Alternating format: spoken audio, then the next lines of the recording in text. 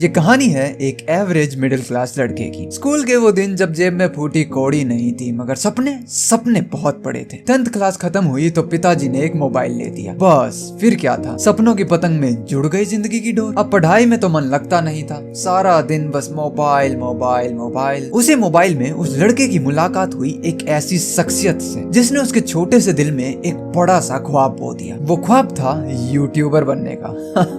हाँ, यूट्यूबर। मगर जिस बस्ती में वो रहता था वहाँ यूट्यूबर कोई काम नहीं, जबकि नाम के पीछे लगने वाली एक जलीलियत थी। मगर उसको क्या लेना नाम से, वो तो लग गया अपने काम पर कि कभी ना कभी कहीं ना कहीं तो जरूर पहुंचेगा। ऐसा करके दिन बीते, हफ्ते बीते, महीने बीते और बीत गया साल। 2018 से 2024 वो कहीं ना कहीं वाला लड़का कहीं भी नहीं पहुंचा। मगर इस सफर की कहानी बहुत रंगीन थी। अब YouTube पे जाने के लिए एक नाम की जरूरत थी और वो नाम उसकी पहचान बनता। एक रात उस लड़के ने अपनी लाइफ की पहली मूवी देखी, रावण, जिसमें एक गेमर लड़का जब भी खुद को गेम्स में लॉगिन करता तो अपना असल नहीं बल्कि एक अलग नाम यूज करता। बस मिल गया आइडिया, एक ऐसा नाम जो खूंखार हो, डरावना हो और फेमस हो। इस तरीके से जन्म हुआ टर्मिनेटर गेमिंग का, क्योंकि वो शख्सियत जिसने उसके छोटे से दिल में एक बड़ा सा ख्वाब बो दिया था वो और कोई नहीं, उस एरा के गेमिंग गॉड खुद बीस्ट बॉय शुभ थे। लेकिन अब उस मोबाइल पर कहाँ गेमिंग होने वाली थी। उस लड़की को कहाँ मालूम था कि उसकी लड़ाई दुनिया के किस धुरंधरों के साथ है। एक 4 GB का मोबाइल लेकर वो YouTube जीतने निकला था। बस पीट दिया ढिंडोरा पूरे रिश्तेदारों में, जिससे उस लड़की को 100 सब्सक्राइबर्स तो मिले, मगर फिर बरसात होती है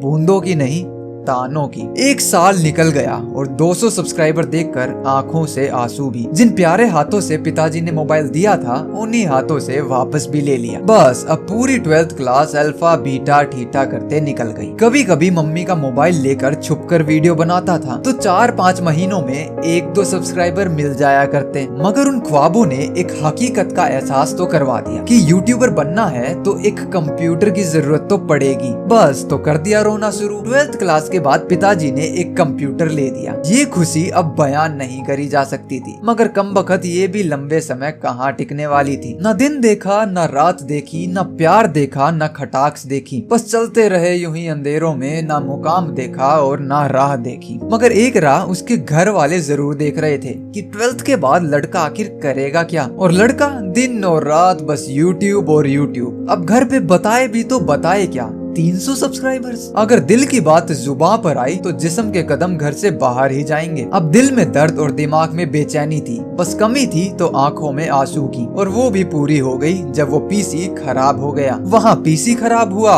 और यहाँ हुआ तबादला। कोविड काल में उस लड़के को हॉस्टल भेज दिया गया। कहीं तो दूर जंगलों में, खेतों के बीच उन 70 बच्चों को कैद करके रखा जा रहा था। सुबह उठते तो मार पड़ती, शाम होती तो मार पड़ती। ना दोस्त थे ना परिवार था, बस आंखों में आंसू लेकर सो जाया करते। एक एक दिन लम्हा बस जैसे तैसे काट रहा था। जब घर पे आता तो माँ को देखकर आंखों से आंसू निकल जाते, मगर एक लड़के की आंखों में आंसू इस दुनिया को कहाँ सुहाते हैं। वहाँ डंडों की मार पड़ती थी तो यहाँ जिंदगी की। जब भी घर आता तो पहुँच जाता कंप्यूटर ठीक करवाने, मगर लौट कर आता टूटे हुए दिल के साथ में। कभी हॉस्टल से छुप कर फोन करता तो उनकी आवाज सुनकर मुँह से शब्द नहीं, सिर्फ आंखों से आंसू ही निकलते। ऐसे ही हर एक दिन के दर्द के साथ 4 महीने निकल गए, लेकिन ना तो वो कंप्यूटर ठीक हुआ और ना वो मार के निशान। मगर एक दिन उसे मिली एक अपॉर्चुनिटी उस जेल से भाग निकलने की।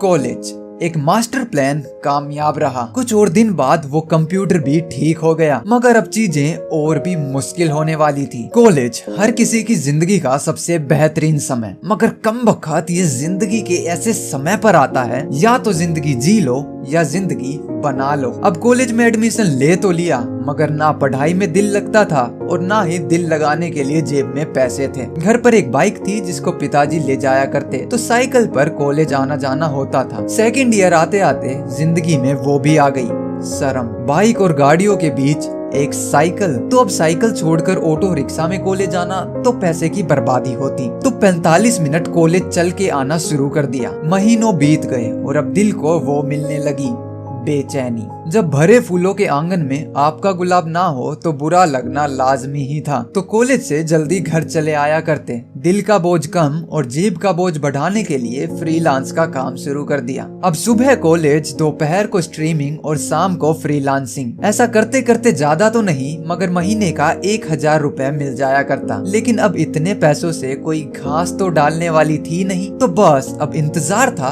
एक कहानी का। न जाने क्यों उस लड़की को आज भी लगता था कि जिंदगी एक कहानी है और उसमें आने वाली कोई शख्सियत भी एक कहानी ही होगी। मगर इस इंतजार में कॉलेज खत्म हो गया और उस दिन एक चीज और हमेशा के लिए खत्म हो गई कि 2023 में मोहब्बत जैसा तो कुछ नहीं ही बचा। मगर एक चीज बची थी जिसके लिए पूरे कॉलेज मेहनत करी कि ऐसा पल ना आए, और देखते देखते वो पल भी आ गया। अब जिंदगी में क्या करना है। पेरेंट्स ने कहा कि एक और डिग्री के लिए एडमिशन ले लो, मगर वो लड़का डिग्री से ज्यादा जिंदगी में इंटरेस्टेड था। 500 सब्सक्राइबर्स के ऊपर सब कुछ छोड़कर अपनी पूरी जिंदगी यूट्यूब पर रख दी। वीडियोस पे वीडियोस बनाता गया, घर वालों से गाली पर गाली खाता गया और 15 व्यूज लाता गया। पूरा साल निकल गया मगर कुछ भी नहीं बदला। दिल में दर्द, आंखों में पानी, जहाँ भी खाली जगह दिखती चिल्लाना शुरू कर देता। कुछ दोस्त थे वो भी कॉलेज के साथ चले गए। वो लड़का जिंदगी के ऐसे गड्ढे में जा गिरा जहाँ सूरज की रोशनी तक नहीं पहुँचती थी। वहाँ उसको अकेलापन काटने के लिए पहुँच जाता था। कब नहीं रोया, कब नहीं चिल्लाया, ना दिन देखा ना रात देखी, बस समय बीता, दिन बीते, हफ्ते बीते, महीनों बीते, कुछ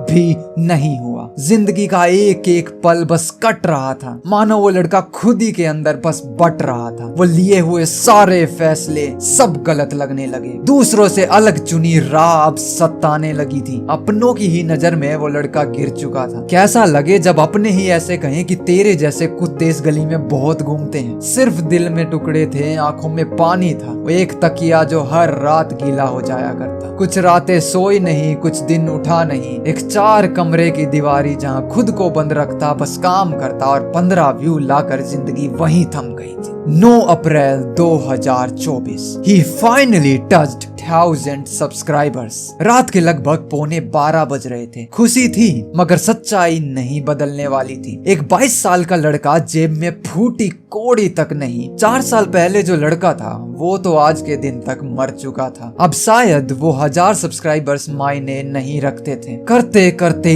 1 साल जिंदगी का और निकल गया। मगर इस लड़के में कमबख्त कुछ तो था जो पूरी दुनिया में किसी को नहीं दिखा, मगर इसको आंखों के सामने हमेशा दिखता था। इस जिंदगी के इतने लंबे चौड़े समय में शायद ये लड़का हर पल ही हारा हो, हर पल ही टूटा हो। शायद इसने कुछ भी अपनी जिंदगी में अचीव ना किया हो, मगर सीखा बहुत इसने। हर टूटे हुए दिन, हर टूटे हुए पल, हर टूटे हुए दिल, हर बिखरे हुए आंसू का जवाब उसने ढूंढा। लेकिन वो रुका नहीं। कुछ ना कुछ करके बस धक्का मार के अपनी जिंदगी की गाड़ी को धकेलने लगा हुआ था। उसने सीखा कि दर्द जिंदगी के वो द्वार रक्षक हैं जो सपनों की मंजिल पर जाने से पहले आपके रास्ते में आकर आपसे ये पूछते हैं कि क्या तेरे में हकीकत इतना जिगरा है कि तू उस मंजिल तक पहुंचने के लायक भी है। वो हर टूटा हुआ दिल, वो हर बिखरे हुए आंसू, वो हर दर्द का जवाब उसने दिया। और 2025 ये साल उस लड़के की पूरी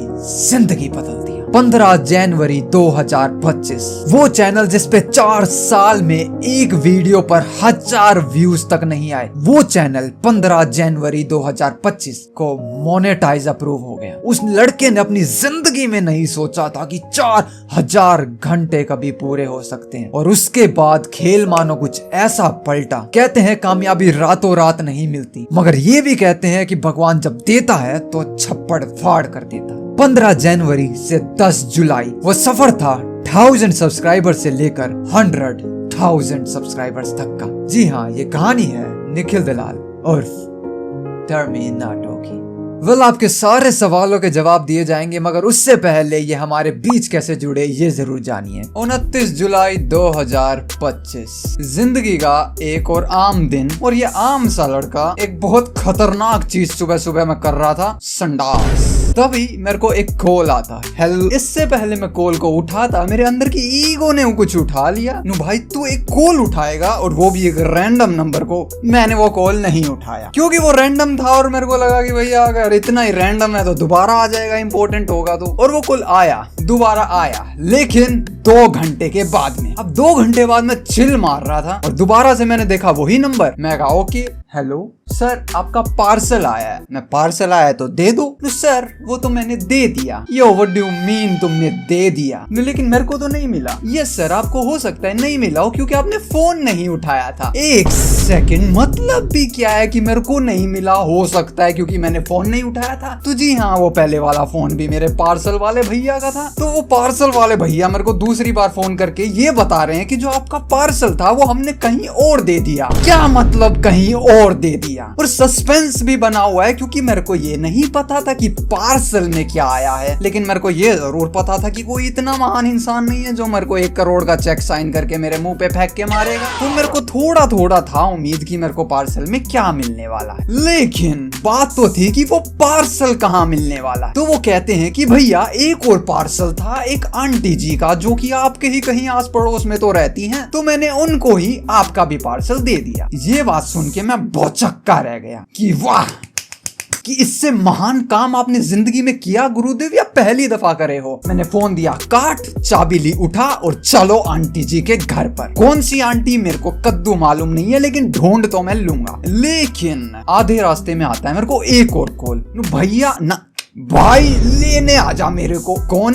मेरा दोस्त। वो भाई साहब कहीं ना कहीं फंसे हुए हैं और मेरे को उन्हें लेने जाना है। तो अब मेरे सामने थे 2 रास्ते, या तो मेरा पूकी प्ले बटन जो कि मेरे को लगता था कि हो सकता है, या फिर मेरा दोस्त। तो मेरे को इतना मालूम था कि मेरा pookie play button at least safe होगा अगर अनटिल अनलेस उनके आंटी के घर पे बच्चे नहीं है तो। लेकिन मेरे को इतना पता था कि मेरा दोस्त खड़ा है रोड के ऊपर और कोई सा ना कोई सा ट्रक ड्राइवर अपनी साइड क्वेस्ट पूरी करने के चक्कर में एक अपनी केडी बढ़ा देगा। तो मैं चल दिया अपने दोस्त को लेने। अब मैं और मेरा दोस्त हम दोनों जा रहे हैं प्ले बटन को लेने। मैंने बेल मारी, बेल से निकल के आया आंटी जी। मैं कहा आंटी जी आपके पास एक चमकती धमकती चीज आई होगी, वो मेरी है तो मेरे नाम कर दो। तो आंटी भी लाइक ना you kidding with me. Yo what you mean aunty, are you kidding with me? वो पार्सल मेरा है। अब आंटी नहीं मानती वो पार्सल मेरा है। नहीं मान, मैं क्यों मानूं? कौन है तू? सबूत दिखा। मैं कहा सबूत? मैं हेलो हाँ भाई पार्सल कहाँ दिया था? भैया आंटी के घर पे। हाँ आंटी से बात कर। फिर आंटी जी से बात हुई, वो पार्सल अब मेरे हाथ में। और जी हाँ वो पार्सल और कुछ नहीं, ये था।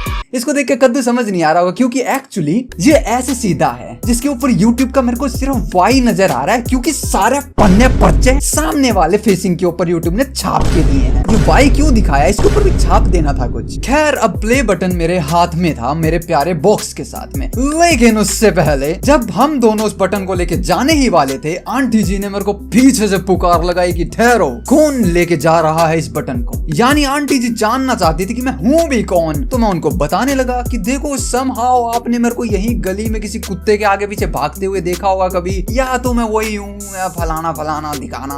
वेल ये कन्वर्सेशन अलग थी, इसके पीछे जो चल रहा था वो अलग था। आंटी को मैंने समझाया, मैंने मुड़ के देखा, इतना मेरा दोस्त इस प्ले बटन के अंदर 2 जगह अपनी चाबी घुसाड़ चुका था, एक इधर और एक इधर। और मैं उसके बाद जो उस पे चिल्लाया, मैं क्या कर रहा है तू? ये नो भाई खोल इसको, मैं करूंगा इसकी अनबॉक्सिंग। I want. नो भाई हो रही है अनबॉक्सिंग, चाबी मार। हम लोग रोड पे खड़े होके कम से कम 3 मिनट तक जितना हो सकता है चिल्ला के एक दूसरे के सर हो रहे थे। और मेरे को पूरा यकीन है कि जो आंटी ने मेरे मुंह पे कवाड़ बंद कर दिया था, वो अपने कवाड़ के पीछे सारी बातें पॉपकॉर्न लेकर सुन रही थी। मेरे को नहीं पता मेरे राइट से कौन गुजर रहा है और लेफ्ट वाली गाड़ी में कौन बैठा है, लेकिन स्ट्रेट 3 मिनट तक हम रोड के ऊपर जो चिल्लाए हैं। खैर उसके बाद डिसीजन यही निकला कि तू जा अपने घर, ले जा मेरी बाइक स्कूटी, में पैदल जाऊंगा बट बटन यहाँ नहीं खोलूंगा। वो बात अलग है। फिर मैं उसको घर छोड़ के आया और उसके बाद फाइनली वो दिन आ जाता है जब ये चीज हमारे स्टूडियो मेरे प्यारे रूम के अंदर आ जाती है। इसके लिए जिस लड़के ने मेहनत करी थी, डेफिनेटली वही लड़का इस बॉक्स की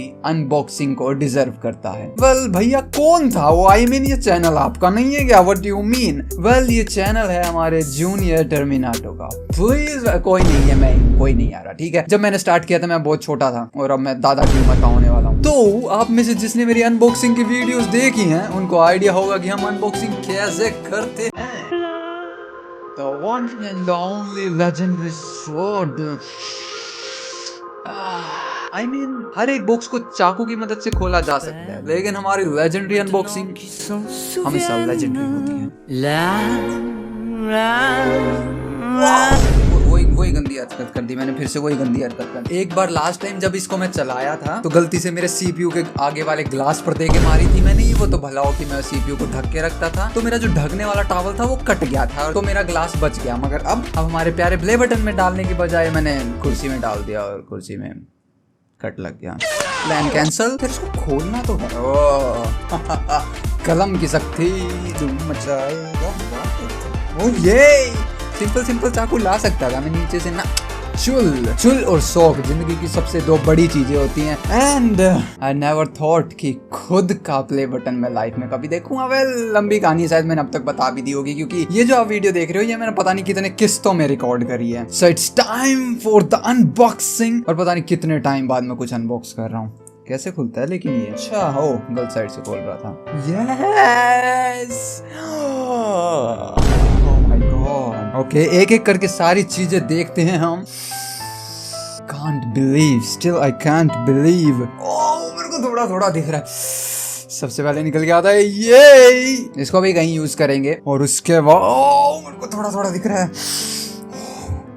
उसके बाद में ये एक धमकी भरा संदेश मिला है हमें। इसमें लिखा है Congratulations on your subscriber milestone. We are honored to take part in recognizing your achievement and want to experience to be कुछ तो भारी शब्द है।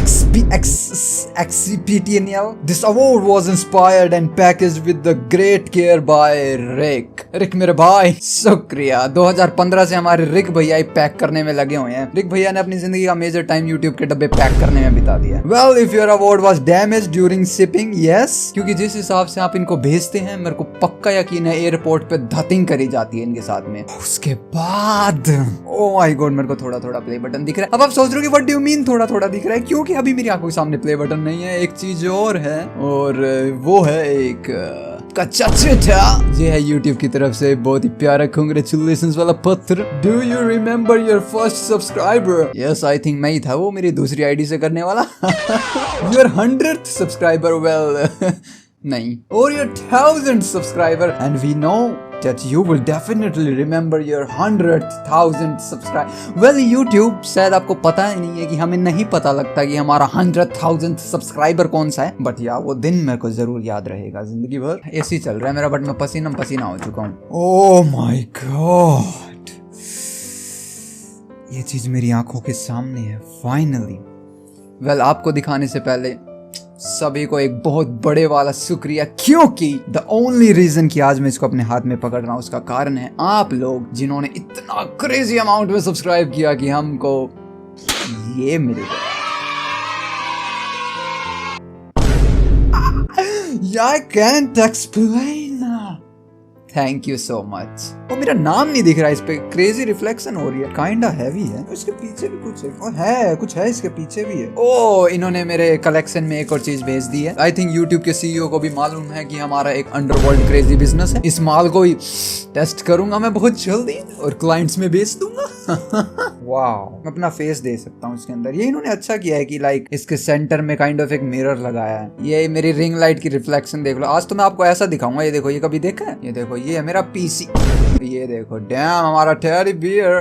क्या मैम? ओ ये डैम मेरे मॉनिटर। Hello monitors. ये रहा हमारा अनदर मॉनिटर, और here we go, presented to Terminato. Thank you so much once again.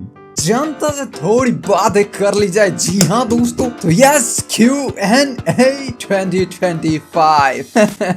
2025 तो ऐसे बोल रहा हूँ जैसे आए साल कुछ ना कुछ उखाड़ ही दूंगा नया। तो वेल भैया, हम लोगों ने आपके ओवर 100,000 सब्सक्राइबर कंप्लीट करा दिया, लेकिन हमें आपका नाम ही नहीं पता आज तक। तो आपका नाम क्या है, आपकी उम्र क्या है, और आप कहाँ अपना तशरीफ दिखा के बैठे हुए हो। सो एक्चुअली टर्मिनेटर का एक्चुअल नाम है ब्रेड बटर। मैं कोई इंसान नहीं हूँ, मैं पौधे की कैटेगरी में आने वाला एक जानवर हूँ। वो तो मैं इंसानों का मुखौटा पहना हुआ हूँ ताकि नासा वाले कल को मेरे ऊपर अटैक ना पे। रही मेरी उम्र की बात तो मैं हूँ महज 29,000 साल का। और मैं रहता कहाँ हूँ? वेल, जब मैं 23 साल का था तो किसी हरियाणा नामक जगह पे रहता था, अर्थ के ऊपर ही। लेकिन वहाँ के लोग कुछ ज्यादा अजीब थे तो मैंने अर्थ को ही छोड़ दिया और अब मेरे प्राइवेट प्लेनेट पे रहता हूँ जिसका नाम है ज़थूरा। चारों तरफ शांति है, अच्छा है। हाँ, कभी कभी रात को 2 बजे कोई एलियन रास्ता भटक जाते हैं तो मेरे यहाँ पनाह देते हैं, थोड़ी बात मारते हैं तो टाइम पास हो जाता है। सो वेल, जो एक्चुअल मेरा नेम तो वो मैंने वीडियो के अंदर कहीं बता दिया था। अगर आपने ध्यान से ना सुना हो तो कमेंट सेक्शन में मदद ले लेना, अदरवाइज थोड़ा सा बैक जाके सुन लेना। और मेरी रियल एज है एक्चुअली मैं हूँ 23 साल का ढींगड़। और मैं कहाँ रहता हूँ उस जगह का भी नाम मैंने रिसेंटली बोल दिया। आपका फर्स्ट यूट्यूब चैनल कौन सा है और ये टर्मिनेटर नाम कहाँ से आया? वेल, आई एम ग्लैड कि आप लोगों ने एक्चुअली ये पूछा, क्योंकि इसके पीछे की जो कहानी है ना वो लेजिट स्टोरी है। सो मेरा first YouTube channel actually Terminator ही है। बस ये मत पूछना उसके बाद कितने बना दिए मैंने, कितने मैंने बनाए, कितने मैं बैन खा चुका हूँ, कितने कहाँ गए मेरे को भी नहीं मालूम। फिलहाल मेरे पास 2 एक्टिव चैनल है, एक टर्मिनेटर और दूसरा मेरा गेमिंग चैनल जिसपे मैं टर्मिनेटर से भी ज्यादा एक्टिव था 2 साल लगातार लाइव स्ट्रीमिंग के लिए, मिनातो लाइव, जो कि अब इस कदर मर चुका है कि सर्च करने पे भी यूट्यूब पे नहीं मिलता। वेल, उसका लिंक आपको डिस्क्रिप्शन में मिल जाएगा। और रही बात अब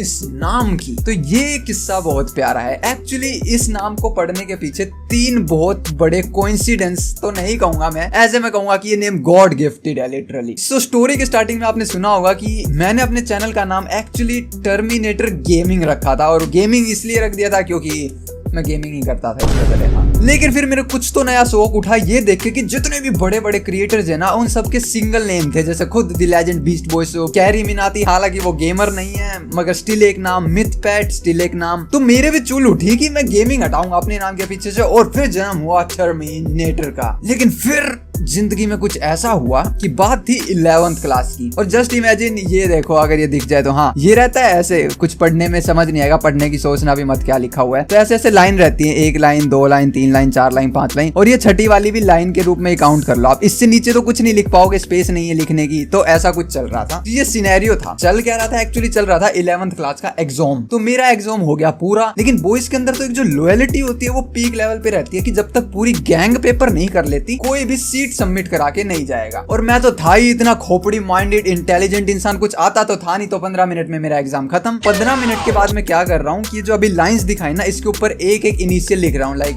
TER ऊपर से लेके नीचे तक। और जब बिल्कुल लास्ट वाली लाइन आई ना, ये वाली, यहाँ पे O आ गया तो अब मेरे पास R लिखने की जगह ही नहीं बची। सो इवेंचुअली मेरा नाम हो गया टर्मिनेटो, क्योंकि R लिखने की जगह नहीं है। हालांकि साइड में ठूस देता मैं, लेकिन ADHD का भी तो मरीज हूँ मैं। लाइन में लिखना, अब लाइन बची नहीं। दूसरे इंसिडेंट्स थे हमारे ये महापुरुष जिनसे मैं लिख रहा था। फिर बात थी कोई 11th या फिर आई थिंक 12th क्लास की। तो फिर से मैं कुछ ना कुछ टाइम पास ही कर रहा था। और शायद मेरे जितने भी यूट्यूब चैनल्स थे ना उस टाइम पे, मैं सबका नाम लिख रहा था मेरे क्वेश्चन पेपर के पीछे। तो हुआ क्या, मैं सबका लिख दिया। और जब बारी आई टर्मिनेटर लिखने की तो बिलीव मी, नहीं मानोगे आप, लेकिन R लिखने से पहले पेन खत्म हो गया। वो R नहीं लिखा गया, स्टिल O के ऊपर वो नाम रुक गया। एंड हियर वी गो, वो टर्मिनेटर से टर्मिनेटो बन गया। और बस इतना ही नहीं, मेरे को क्रेजी वाला शौक था मेरी बाइसिकल को कस्टमाइज करने का। तो उसके ऊपर कुछ स्टिकर्स आते थे। आई डोंट नो आज के टाइम आते नहीं आते, उस टाइम आते थे। तो स्टिकर्स कटआउट के अंदर क्या रहता है कि आपको हर एक लेटर 2 बार दिया होता है। तो मैं लिखना स्टार्ट किया, T चिपकाया मैंने मेरी साइकिल के ऊपर, चिपकने वाले स्टिकर्स थे। E चिपकाया, R। अब वो जो R चिपका है ना वो चिपक गया गलत, वो कुछ टेढ़ा मेढ़ा हो गया। मैं कहा भैया हो गया तो उखाड़ के फेंक दो, क्या है, एक और है मेरे पास में। तो इस चक्कर में मैंने उसको फेंक दिया कि एक और R है, नया वाला निकाला और चिपका दिया,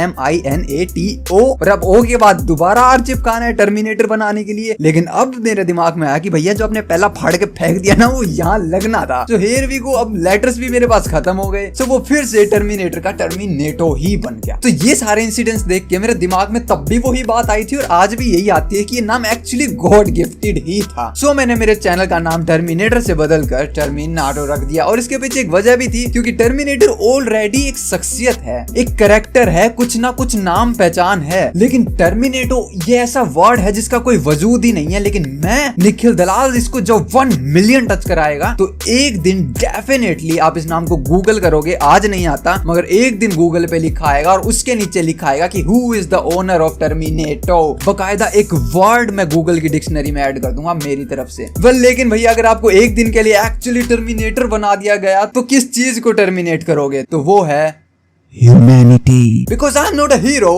आई एम अ विलन। कभी मम्मी पापा से मार पड़ी है किसी बात के ऊपर? मार मार शहंशाह। ये क्या है? सब्जी है। खत्म कर इसको। अरे यार मम्मी ऐसा नहीं होता है यार, माना कर। 10th और 12th में आपके कितने नंबर आए थे? तो एक्चुअली साइड वाली लड़की की इंस्टाग्राम आईडी पूछता पकड़ा गया था मैं, तो मेरे को बाहर फेंक दिया था। लेकिन फिर भी उन लोगों ने दया करके 10th क्लास में मेरे को 88% और 12th क्लास में 80% के साथ में मेरे काचे कटवा रखे थे। तो लगे याद भैया ये भी बता दो आपका सबसे हेटेड सब्जेक्ट कौन सा था? तो वेल मेरे तो सारे ही हेटेड थे, लेकिन केमिस्ट्री से जो पीक लेवल हमारी नहीं बनती थी ना, पूरा गैंग खड़ा होता था। क्या आपके पास एक पेट है? टेक्निकली मेरे पेरेंट्स के पास है, वो एक कुत्ता है जो कि मैं। Can you get 1 million subs? What actually your mind says? In the YouTube history मैंने जिंदगी में भी नहीं सोचा था कि मैं टर्मिनेटर के ऊपर 1000 सब्सक्राइबर भी टच करूंगा, लेकिन ये भी पूर्णतः सत्य है कि मैंने जिंदगी में कभी हार नहीं मानी और 1000 क्या 10,000 भी टच करूंगा, 1 लाख भी करूंगा और करूंगा 1 मिलियन भी। कैसे, कहां मर के, हद के, कूट के, मेरे को नहीं मालूम, मगर एक चीज जो मैंने सबसे बेस्ट लाइफ में सीखी, नेवर एवर गिव अप। एक सेलिब्रिटी से बहुत कमाल की बात सीखी थी मैंने, जो कि इवेंचुअली टर्मिनेटो पे अप्लाई हुई, कि एक बैम्बू का जो ट्री है उसको लगातार आपको 5 साल तक पानी देना होगा, लेकिन उसके अंदर फिजिकली कोई भी ग्रोथ आपको नहीं दिखेगी। 5 साल तक अगर आपने 1-2 दिन भी उसमें पानी स्किप किया तो उसकी जड़ें मर जाएंगी। 5 साल तक आपको कोई रिजल्ट नहीं दिखेंगे। वो आंकड़ा 4 साल भी हो सकता है, गूगल करने मत पहुंच जाना। लेकिन वो 4 से 5 साल के टाइम पीरियड के बाद महज 2 दिनों में वो बैम्बू ट्री 20 फीट तक चला जाएगा। इट डजंट मीन कि आपको रिजल्ट्स नहीं दिख रहे हैं तो वहां प्रोग्रेस नहीं हो रही है। डेफिनेटली मैं टर्मिनेटर के ऊपर 1 मिलियन टच करूंगा, इतना पता है मेरे को। 1000 सब्सक्राइबर देखने से पहले मैंने जो जहन्नुम देखा था अपनी आंखों के सामने, मैं सोच भी नहीं सकता 1 मिलियन देखने से पहले अपनी जिंदगी में किस नर्क से गुजरना पड़ सकता है मेरे को। आपकी जिंदगी का बिगेस्ट फियर क्या है? वेल लाइफ का सबसे बिगेस्ट फियर है खुद लाइफ। जिंदगी एक सबसे बड़ा डर है दोस्त। अगर आपकी आंखों में आंसू, दिमाग में परेशानी और दिल में डर है तो कांग्रेट्स, जिंदा हैं आप। महान कैप्टन जैक स्पैरो ने कही थी, डेड टेल्स नो टेल्स, मरे हुए लोग कहानियां नहीं सुनाते। डर ये है कि जीते जी मैं वो मरे वाले लोगों के काम ना कर दूं कि लाइफ में ग्रोथ की तरफ आगे कभी बढ़ूं ही ना, यहीं पे स्टक रहना मेरी जिंदगी का नाइटमेयर हो सकता है। क्या आपके टूथपेस्ट में नमक है या पनीर? काफी इंटरेस्टिंग क्वेश्चन है। कंफर्म तरीके से तो मैं नहीं कह सकता, लेकिन एक दिन मेरी ब्रश नाले में गिर गई थी, उसके बाद तो थोड़ा नमकीन टेस्ट आया था। सो आई थिंक है चाय या हॉर्लिक्स, बॉर्नविटा ऑन टॉप। पता नहीं मैं आज भी क्यों रात को 2 बजे बॉर्नविटा के नशे बजाता हूँ।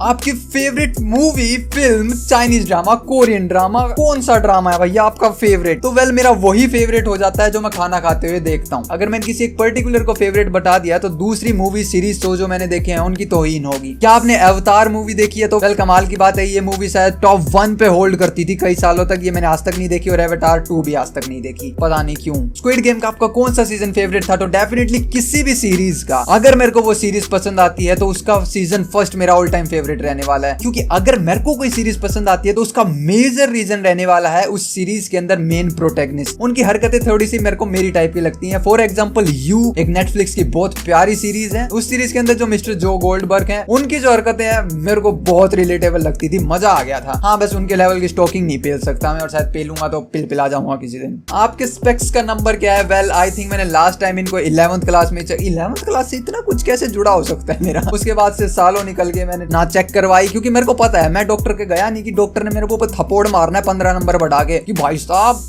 आपका बेटा तो अंधा हो गया है, इसको मोबाइल से रखा करो दूर। तो मैं जाता ही नहीं डॉक्टर के, मेरे को पता है वो मेरे को अंधा डिक्लेयर कर देगा। सो मैं इनके साथ काम चला रहा हूँ। आई थिंक ये -1.75 समथिंग थे। डू आई स्टडी और डू आई जॉब? तो वेल लकीली मेरे को दोनों से ही हद नफरत है। पढ़ाई के दिनों में मेरा दिमाग चलता था यूट्यूब की स्किट वीडियोस में, और जॉब के टाइम पे मैं जॉबलेस हो गए, यूट्यूब के स्किट वीडियोस ही बनाता था। एक्चुअली बात आ जाती है मेरे ईगो के ऊपर। मैं उस टाइप का इंसान हूँ जो किसी के ऑर्डर्स ले ही नहीं सकता। आई मीन मेरे को याद है, मेरे को एक टाइम पे 102-103 डिग्री बुखार था और मैं शाम को जॉगिंग पेलने के लिए जा रहा था। क्यों? क्योंकि मेरे को मेरे जो बेली फैट था, मेरे को इससे इतनी नफरत थी। तो मेरा वो माइंडसेट है कि 103 बुखार होगा तेरे को, तू बुखार मेरे से बड़ा हो गया क्या, मेरे को रोकेगा, तू टर्मिनेटो को रोकेगा, उस लेवल के थोड़ी सी दिमाग के अंदर मेरे कीड़ा बनती है। क्या आपके पेरेंट्स ने आपको स्टार्टिंग फेज में सपोर्ट किया और उनका 1K के ऊपर 100K के ऊपर कैसा रिएक्शन था, क्या इवन उनको पता भी है आपका चैनल है? सो वेल, यूट्यूब स्टार्टिंग से एक जंग का मैदान रहा है मेरे और मेरे पेरेंट्स के बीच में, बिल्कुल इनिशियल स्टार्टिंग फेज में। बात एक्चुअली तब तक ठीक थी जब तक मैं स्कूल में था, चुप चुप के मोबाइल में बना लेता था, ठीक है। उसके बाद मैंने एक पीसी भी ले लिया, चलो वो भी ठीक है। लेकिन सबसे बड़ी प्रॉब्लमेटिक बात यह आ गई कि जब कॉलेज खत्म हो गया और अभी 21-22 साल का ढींगड़ अपनी जिंदगी में कुछ नहीं कर रहा है, 500 सब्सक्राइबर के साथ यूट्यूब पेलने चले हैं ये। तो वेल, इस जर्नी के अंदर मेरे को धमकियां भी मिली हैं कि उस कंप्यूटर से बेटा दूर हो जा, मेरी जान से मेरे को दूर करने की कोशिश करी जाती थी।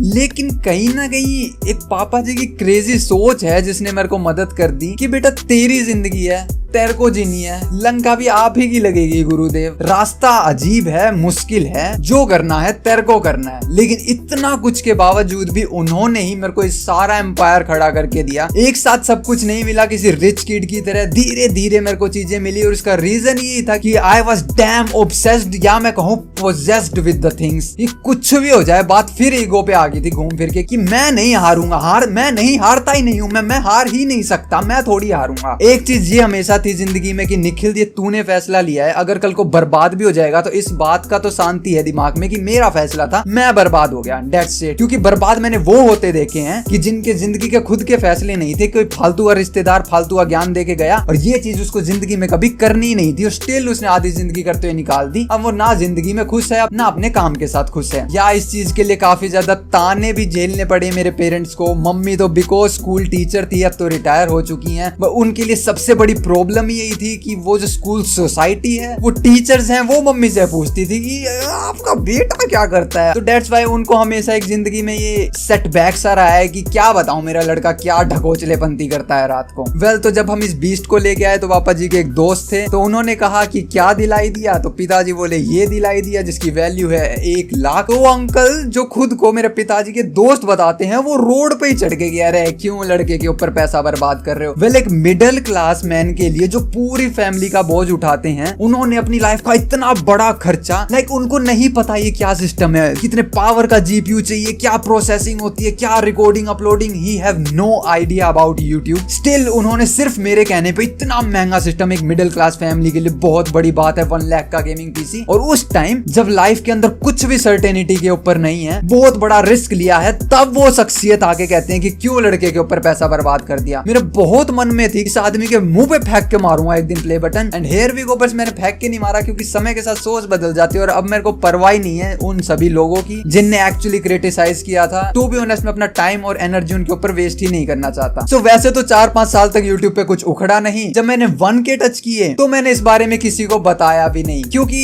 एक्चुअली वो कोई इतना बड़ा नंबर था ही नहीं कि उसको बताया जाए। बट 100K, या दैट्स ए ह्यूज नंबर। तो उस वक्त लगभग शाम के 7:30 से 7:45 के करीब कुछ बज रहे थे एंड मैं घर पे आया and we boys celebrate the 100,000 and then downstair में भागा गया। उस वक्त मम्मी घर पे थी, पापा जी बाहर गए हुए थे एंड मैंने मॉम को दिखाया, बट मैं भूल गया था कि एक्चुअली मम्मी को कोई भी आइडिया नहीं है इन आंकड़ों का मतलब क्या है जिंदगी में। तो मम्मी भी पड़ी, ठीक है ओके आगे, now what, now I was like mom ये बहुत बड़ा नंबर है ये मेरे लिए। और उसके बाद जो मम्मी का अगला सवाल आया, क्या अब इससे पैसे आने लगेंगे। तो वेल, अब मैं मेरी माताजी को क्या समझाऊं, क्योंकि उन्होंने अपनी मेजरली लाइफ काफी स्ट्रगलफुल टाइम में बिताई है। सो उनको एक ही चीज मेजरली अच्छे से समझ में आती है कि बेटा अगर पैसा है तो अच्छी बात है। उस टाइम उनको समझ नहीं आया, बट पापा जी को अच्छे से समझ में आ गया था। एंड जब पापा जी घर पे आए, एक्चुअली मेरे फ्रेंड्स ने उस टाइम 100K का केक भिजवा दिया था। तो पापा जी आते देखते हैं कि डैम केक कौन लेके आया, किस खुशी में। सो एक्चुअली उन्होंने केक को खोला और उस पे लिखा हुआ था 100K। देन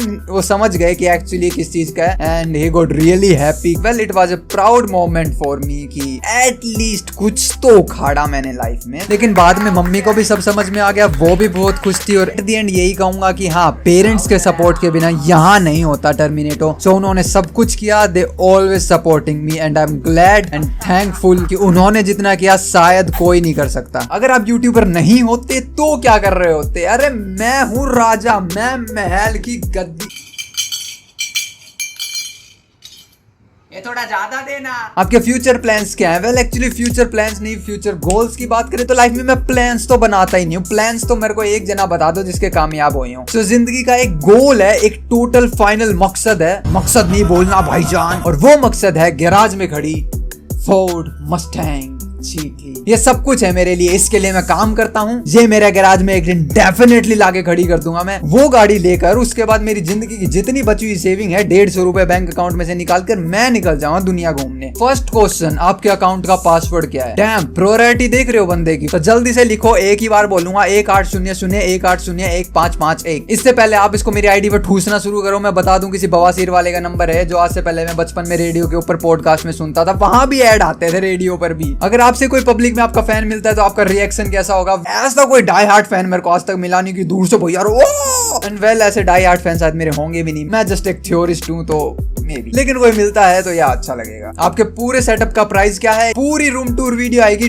200,000 के ऊपर। सो सब्सक्राइब बटन दबाना स्टार्ट कर दो फटाफट से। आपके स्क्विड गेम के फेवरेट कैरेक्टर कौन है? तो वो देहो थे। सबसे हेटेड कैरेक्टर कौन है? तो वो प्लेयर 100 थे। अगर मेरे को मौका मिले सॉन की हुन बनने या फ्रंटमैन बनने में तो मैं क्या चूज करूंगा? तो डेफिनेटली फ्रंटमैन ही बनूंगा। मैं हूं ह्यूमैनिटी का दुश्मन, मेरे को बनाओ फ्रंटमैन और फिर देखो स्क्विड गेम के अंदर 456 प्लेयर मेरा कद्दू सर्वाइव कर रहा है, कोई भी दूसरे गेम में पत्ता काट रहा मैं सबका। आपका फेवरेट एनिमे कौन सा है? तो वेल कमाल की बात है कि मैंने अपनी जिंदगी में आज तक कोई एनिमे देखा ही नहीं है। एक देखा था, वो था chainsaw man, first season first episode के स्टार्टिंग 15 मिनट। लाइव एक्शन देखता हूँ, वन पीस का लाइव एक्शन देखा है और बहुत प्यारा है। अब सीजन 2 आने वाला है, मजे आएंगे फुल। आप एडिटिंग के लिए कौन सा सॉफ्टवेयर यूज करते हो? तो वेल मैं यूज करता हूँ सोनी वेगस प्रो। आपने स्क्विड गेम की जर्नी स्टार्ट करने के बारे में कैसे सोचा? वेल एक्चुअली एक पॉइंट था जब टर्मिनेटो के ऊपर मैं अलग अलग नीसीज को ट्राई कर रहा था, तो इवेंचुअली मैं और मेरे बॉयज रात के 4 बजे तक नशे बचाकर पड़े रहते हैं डिस्कॉर्ड के ऊपर। तो मेरा एक बॉय मेरे को बोला कि ब्रो तू रिएक्शन स्टार्ट कर, लेकिन अब मेरे दिमाग में थी कि ब्रो मेरा रिएक्शन कौन ही देखेगा, रिएक्शन तो बड़े क्रिएटर्स के देखते हैं। तो बस क्योंकि उस टाइम करने के लिए कुछ था ही नहीं टर्मिनेटो के ऊपर, मिनातो लाइव का भी बेड़ा पार होने लग रहा था, तो कुछ तो करना ही था। तो okay I was like squid game के मीम्स पे रिएक्ट कर दिया मैंने, और उस वीडियो ने शायद 1000-2000 व्यूज क्रॉस कर लिया। And I was like damn, उस टाइम स्क्विड गेम की कुछ पिक्चर्स रिवील हुई थी, तो मैंने भी ज्ञान पेल दिया उन फोटोज के ऊपर, और वो जनता को इतनी ही पसंद आ गई कि over 100,000 200,000 and I was like bro what, और फिर मैं चेप हो गया स्क्विड गेम के। तो वेल आपके फेवरेट यूट्यूबर्स कौन है? फेवरेट उसको बोला जाता है कि जिनकी वीडियो का इंतजार हो रहा है, ऐसे इकलौते ही क्रिएटर हैं जिनकी वीडियो का इंतजार रहता है, और वो है द खुद legend beast boy show. Kisetsu भैया को देख लेते हैं कभी कभी, वो भी फन है भाई। उनकी GTA की वीडियोस तो मैं लेजेंड दादी जी के साथ बैठ के उनके रूम में टीवी पे देखता हूँ, और फिर दादी और मैं जो रोस्ट पेलते हैं केस्टू भैया का, मजे आ जाते हैं। लव यू केस्टू भाई, आई होप आप लोग इसको क्लिप करके केस्टू भाई तक पहुंचा दोगे। कौन से कलर की चड्डी पहने? फिलहाल तो नहीं पहने हैं, जब पहनेंगे तो कभी बता ही देंगे। आपके पीछे पड़े उस स्पूकी गिटार का प्राइस क्या है जिसको आप कभी नहीं बजाते, बजा लिया करो। वेल वो पड़ा था मेरे को कुछ अराउंड 4000 से 5000 के करीब का, और इसके पीछे भी कोई क्रेजी स्टोरी थी डेफिनेटली। या ये गिटार भी मेरा मत्था फिरा हुआ था, और मेरे सामने गिटार की रील आने लगी। और एक्चुअली मेरे एक दोस्त ने माइनक्राफ्ट के अंदर टैलेंट हंट का शो रखा था, जिसमें एज ए मेरे को जज इनवाइट किया था। तो वहां पर एक कंटेस्टेंट ने बहुत प्यारा गिटार बजाया, और वो लोंडा भाई कुछ 18-19 साल का था, और ये देख के मेरे तोते उड़ गए। मैं 22 साल का ढींगड़ उस टाइम पे, कि स्किल के नाम पे तो मेरे अंदर कद्दू चीज नहीं है। तो एक्चुअली मेरे 2025 के अंदर एक प्लान था कि नए साल के साथ में कोई नई स्किल भी सीख ले। क्या आपके बैकग्राउंड वाली स्वॉर्ड रियल है? वेल आजकल तो आपको स्वॉर्ड नहीं दिखती, बट वो डेफिनेटली रियल है, जो कि मेरे दादाजी को रिटायरमेंट गिफ्ट में मिली थी। एक बार मैंने उससे टमाटर भी काटती है वो।